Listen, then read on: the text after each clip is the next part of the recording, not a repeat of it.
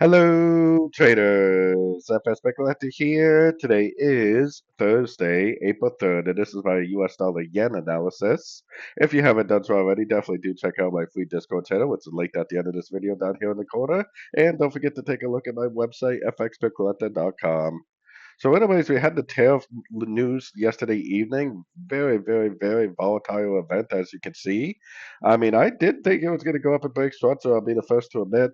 But I think the problem is that the 1 hour time frame analysis is not correct if the higher time frame analysis is still telling you that the trend is down.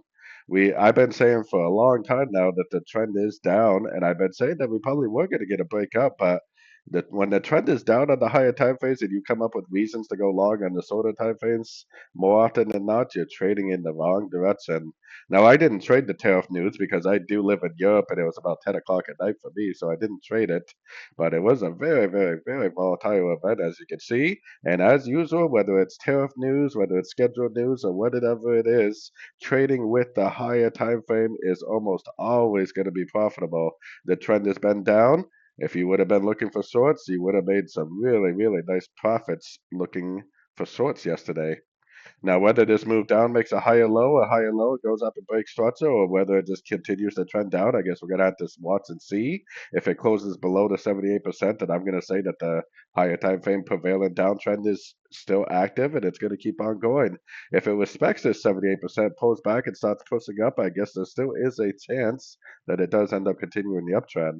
So going down to the 1 hour time frame, if it goes up, if it breaks structure, then you could look for longs because it still has that ABC shape. So if you see a nice impulsive up, if you see it respecting a fib level, if you see a break of structure, then after the break of structure, you can start looking for pullback entries.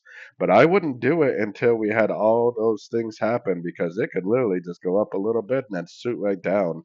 I would definitely be recommending shorts unless we get a very clear impulsive engulfing move to the upside with a very clear break of structure, and I would wait until after the break of structure, and then after it makes a pullback before I even thought about going long.